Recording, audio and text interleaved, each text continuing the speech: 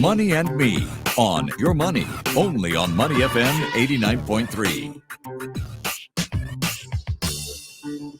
Welcome to Money and Me, the show where we join the headlines to the issues that really matter to you and your money. Today, I'm taking a closer look at the Maintenance of Parents Act. It allows Singapore residents, aged 60 and above, who are unable to provide for themselves, to claim maintenance from their children who are capable of supporting them, but are not doing so. Now, parents can claim maintenance in the form of monthly allowances or a lump sum payment. 4 key amendments have been made to the Maintenance of Parents Act to protect children from abusive parents seeking to use the law to seek maintenance. Now, under the new changes, parents with a record of abuse, neglect, and abandonment will have to declare this to a tribunal before seeking maintenance from their children. 15 members of parliament spoke in a 3-hour debate in parliament recently, with some raising concerns such as whether the children would be able to prove unrecorded abuse, especially historical abuse. Joining us now is Ms Tin Pei Ling. She is Member of Parliament for MacPherson SMC. Pei Ling, welcome to the program. Good morning. Good morning. Hi. Now, help us understand why there was a need for these amendments to protect children from being re-traumatized by parents who may have abused, neglected, or abandoned them. Maybe we could start with what you were hearing from your constituents on the ground that supported the need to protect such children. Well, thank you. Well, since the bill came into effect in 1996, I think since then till now it's close to 20 years. And I think in total, about 2,500 applications have been received so far. Over these 20 years, we made various observations and received feedback. Some of the feedback include that from the children, they feel that it's not all the time that parents had been responsible or had done their duties as parents. Some may have committed cases of abuse, neglect, or abandonment, and these are highly traumatizing for them. And so after all that had been done, when the children grow up and when the parents, come into financial difficulties, coming back to claim from the children, they felt that that could be unfair. While on the ground, we don't always come face to face with this because these are highly private issues, but there have been instances where we meet this. So, for example, there's this lady, this one is a case example. I think my parliamentary colleague had mentioned it before. Let's call her Betty. She's in her late 30s, already working in an admin job. The mother decided to come and claim maintenance on her, but she actually had suffered from physical and emotional abuse from her mother as she was growing up. Up to the point when she turned 17, she decided to leave home and, to stay away from it. And so for the few years after that, she went on a recovery path and she thought that she had gotten away with it. But when the maintenance claim came to be known to her, it was very traumatizing. It was as if she was reliving the past. And so at the end, despite her, the whole process, having to write down the process, trying to explain what she had gone through, why maybe the claim is not valid, etc., she had mental breakdowns. And it got to a point whereby she decided to cave in, give up, just pay maintenance, just so as to cut short the process. And so this is just one example. I encountered another time when we had the chance to observe one session in hearing, and 2 adult children. The lady is already grown up, is already a mother. But when she saw the parent, she was trembling. And it's very clear that she was traumatized all over again. When the parent came close to her, she basically just sprang away and was trying to take coverage. So I think these are some of the instances that we have observed, and also through the public consultation, the focus group discussions, we also met with survivors who also shared that they really would like to avoid some of these instances. And these are the reasons why there's this amendment whereby for parents who had records of abuse, abandonment, and neglect, they have to first seek approval from the tribunal before they can actually formally claim maintenance. Basically, what it means is that after the approval is given, then the affected children will then be notified that there is this claim. But if not, then the children would not even know about this and therefore be spared that possible trauma. Well, thank you for sharing the very real effects of re traumatization on formerly abandoned children, neglected children, or abused children who've grown up to be survivors, survivor adults. Now, is the tribunal empowered to allow for maintenance to be sought, even if parental abuse is proven? Yes, it's actually allowed, but so in this case, they will have to make a decision. So these, whether the commissioner or the tribunal, they will have access and able to check government records.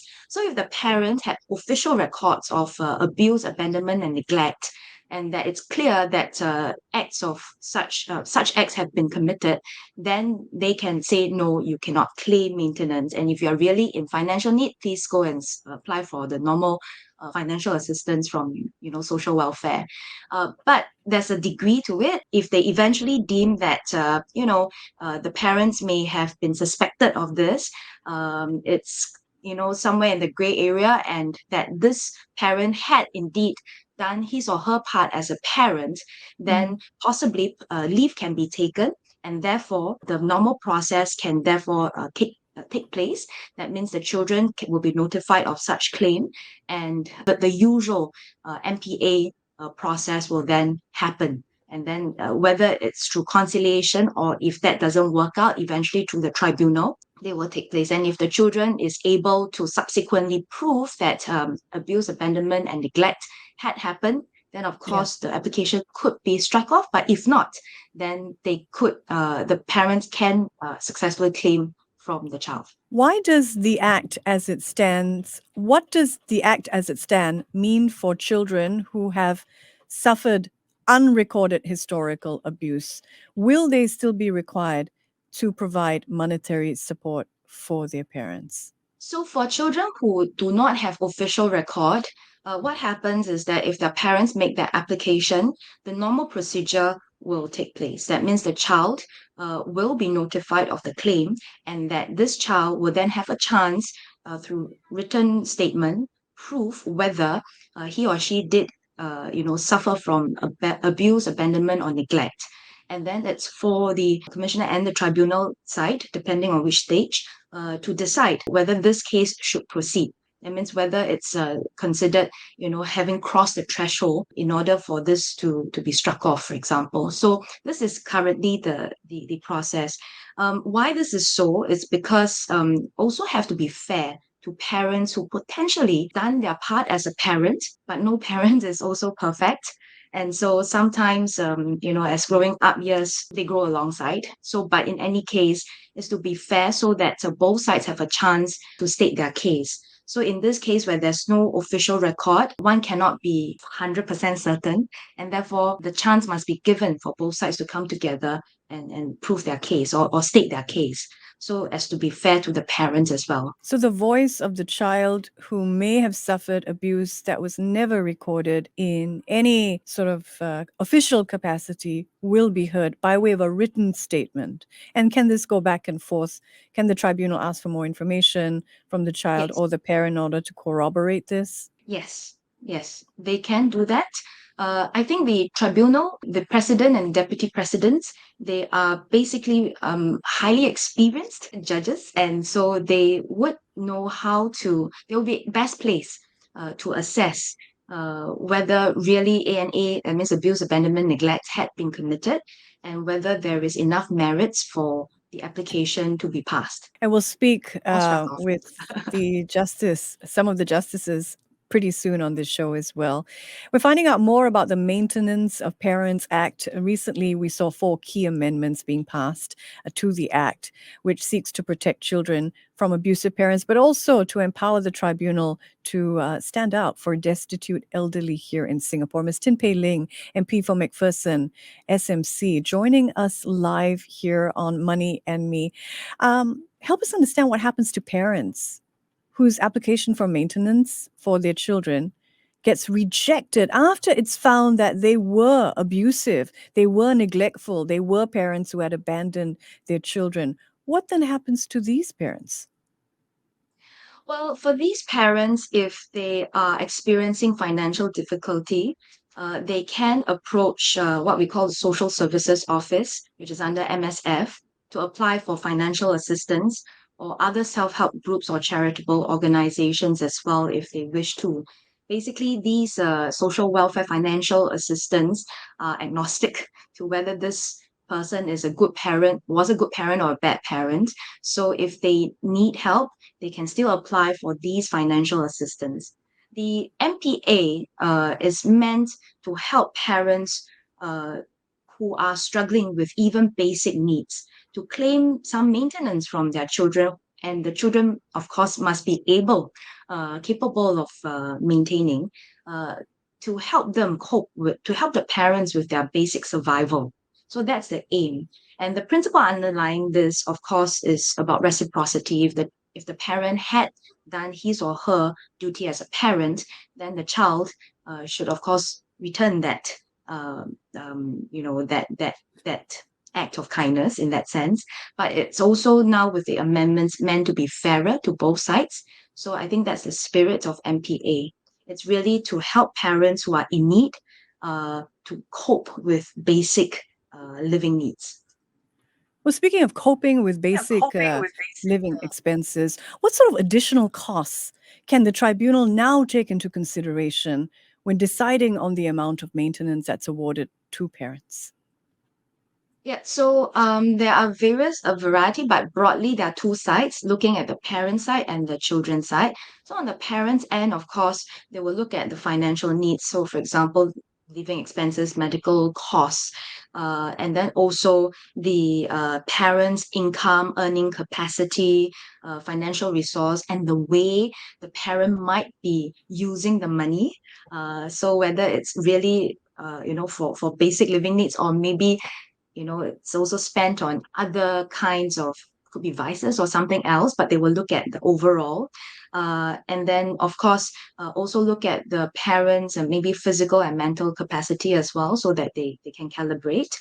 And then, of course, on the child side, they will also look at the child's financial resources, income, earning capability, whether the child has other obligations, for example, family to feed, other kinds of, and also whether the child had been providing for the parents, whether financially or not financially, and of course whether there is any history of abandonment, abuse, neglect. So these are some of the factors that will be all taken into consideration when determining the quantum, for example.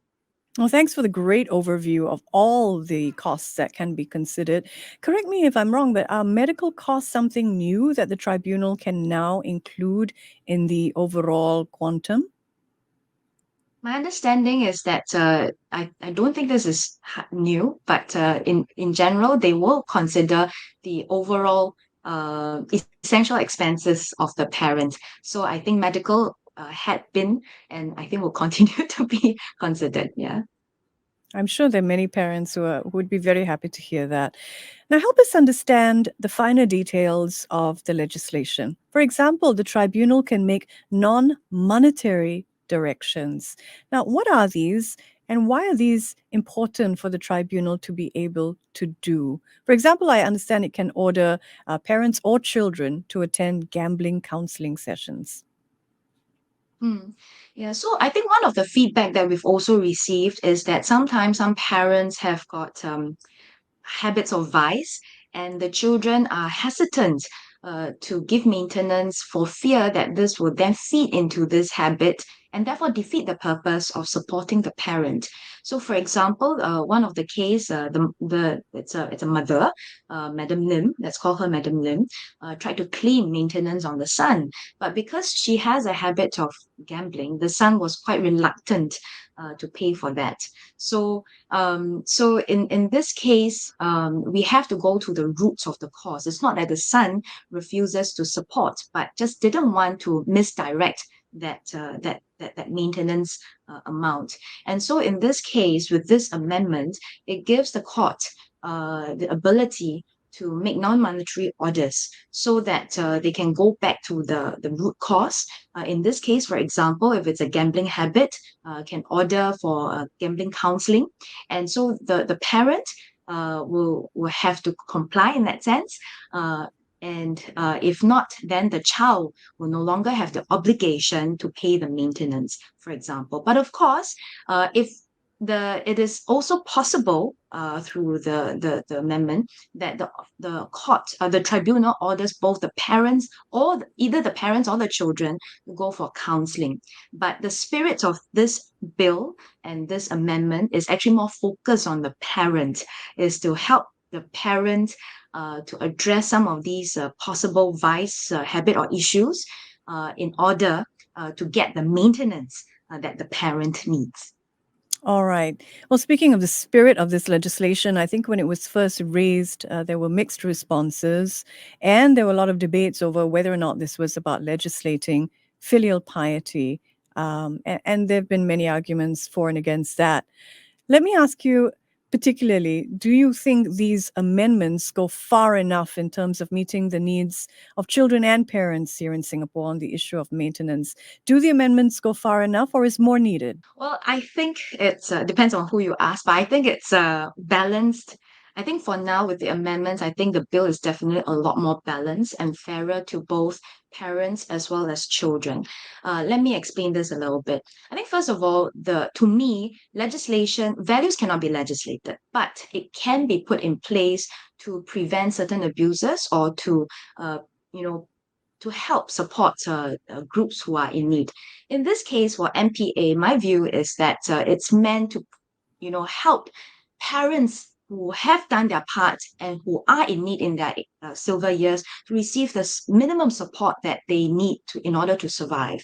It's also to prevent a select group of children who are irresponsible and who have the means to maintain their parents but refuse to do so because they think that the government will come in and save the day. I think we also want to prevent that. This is my view. Okay, and so in this round of amendment, on the one hand, we have made the amendment to better protect children who had suffered abuse, abandonment, and neglect. So that they do not need to be re-traumatized. I think that is something that has received wide support from the people whom we have spoken with and whom we have surveyed. And I think this is important. On the other hand, for example, there's another amendment which is to help destitute parents. These are parents who have gone into welfare home, for example, mainly, and so for these destitute parents, it's a small group, but there had been instances whereby seniors who are in such a situation, they did do their part, in raising the child, but the children, after growing up, just lost contact, did not come back to render any support. And the parent, for fear of straining the relationship, sometimes it's only maybe one out of many children who are in contact, and that's not a great relationship to begin with. Or sometimes it's like just totally no contact. And yet the parents still holding on to that last hope that maybe one day the child or the children can come back and meet him or her, and so refuse to go for apply for maintenance. And sometimes it's really heartbreaking in such instances. And so in this case, the amendment allows the commissioner to assess if this parent had no record of abuse, abandonment, or neglect, and therefore had done his or her part as a parent, and that the child is assessed to actually have the ability to maintain the parent, then the commissioner can, without the parent's permission, this is significant, without the parents' permission, to reach out to the child or children to ask for conciliation. But in this case, it's to limit it to conciliation. If the child or children in the end refuse to pay maintenance, it will not be escalated to the tribunal. And so in that case, minimally, the hope is that at least there is restoration of some form of communication, and hopefully can restore in some way or other that relationship. It is a compromise because we also understand that there have been concerns whether this goes too far in depriving the elderly of his or her own right. But after much deliberation, we felt that there is still a need to uphold family values. And in this case, it's very specific. The children or the child actually have the means, and the parent is not unworthy in that sense. And therefore, there is a need to come in and at least get a conciliation going. So So that's this the is important. compromise that we've had then. This is Yeah, about an amendment that allows the tribunal to advocate on the part of the destitute parent who the may have been commissioner. too fearful, That's right? May be that's too right. fearful to ask for their children for any maintenance or even to meet. And the distinction is the tribunal is not requiring maintenance, it can only order conciliation. Is that right? That's right. And as a commissioner, they won't go to It's the tribunal in commissioner. this case. It's the That's right. commissioner who we'll welcome to the show tomorrow to get to the finer details of. Thank you so much, Ms. Tin Pei Ling, MP for MacPherson SMC, for joining us this morning and helping us understand the Maintenance of Parent Act. We really appreciate it. Thank you for your time. Thank you. You've been listening to Money and Me. I'm Michelle Martin. She's Tin Pei Ling, MP for MacPherson SMC, joining us here on Money FM 89.3, Singapore's most influential radio station. Stay with us. The news is next. Money FM 89.3.